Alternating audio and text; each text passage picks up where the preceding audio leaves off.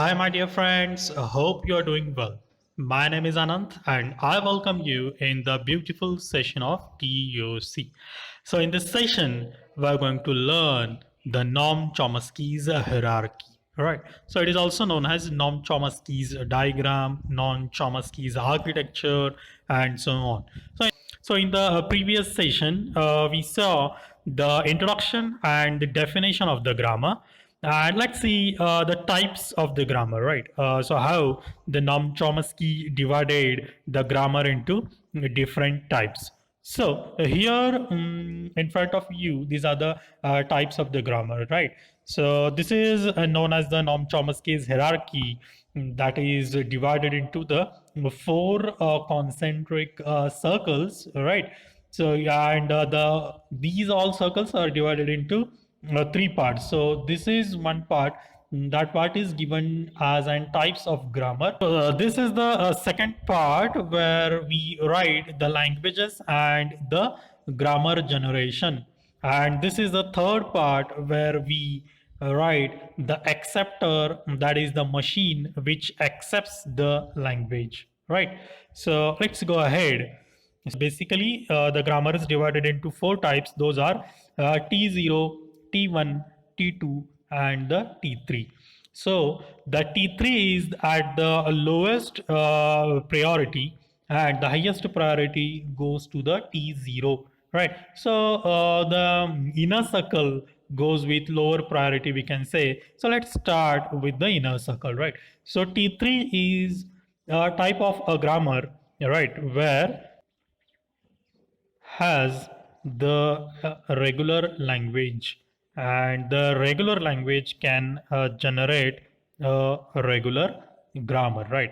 And this language that is generated by using this regular grammar is accepted by a machine, a very initial machine, and that is the FA, that is finite automata, right? So this completes the inner circle. Then coming out to the circle, that is where the type of the grammar is T2.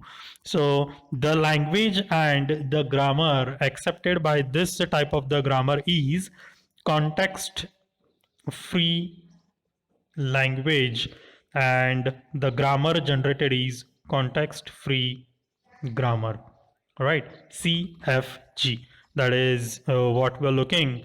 So this is the CFG, context free grammar, and the machine accepted is the PDA, that is push down automata. All right, it is push down automata. Though this completes the circle, and coming out again to the outer circle where the type of the grammar is a T1. So here we can say that it accepts the language, context sensitive language, and the grammar accepted is context sensitive grammar. All right. So context sensitive language generates context sensitive grammar, and the machine that accepts this language is LBA, and that is the least bound automata. Simple, least bound automata. This completes the circle, and then coming to the outer loop, and that is the highest priority level at the grammar T0. Here you can see the language is RL, but this is not the language of this RL, right? As this is the regular language and this is the recursive language. I will write it here. It is recursive language, right? So don't get confused in that RL of FA and RL of the TM machine. So it also generates the another one language, and that is called as the REL. So this REL is nothing but recursively enumerable. So I will write it here, recursively enumerable. language it is, right? Recursively enumerable language. So these are the two languages that are generated by the machine, and the grammar is unrestricted grammar.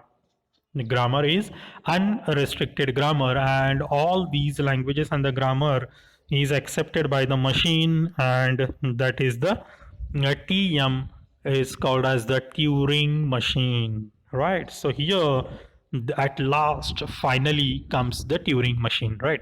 So that's these are the all types of the grammar, all the languages, those can be generated by using these grammars, and all the languages and the grammars, those accepted by all these machines, right? So machines here you can see are FA, that is finite automata, push down automata, least bound automata, and Turing machine. So these all are the automatas, these all are the machines, my dear friend, of TOC, right? And the highest priority major role is played by the TM.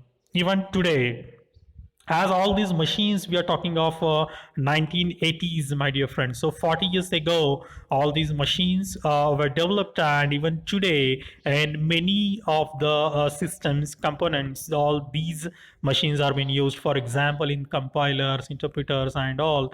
So what the automatically things are happening, as we are saying, but there is something that happens because of existence of the code, and that code is nothing but the machine, and those are called as these all machines, my dear friend, right?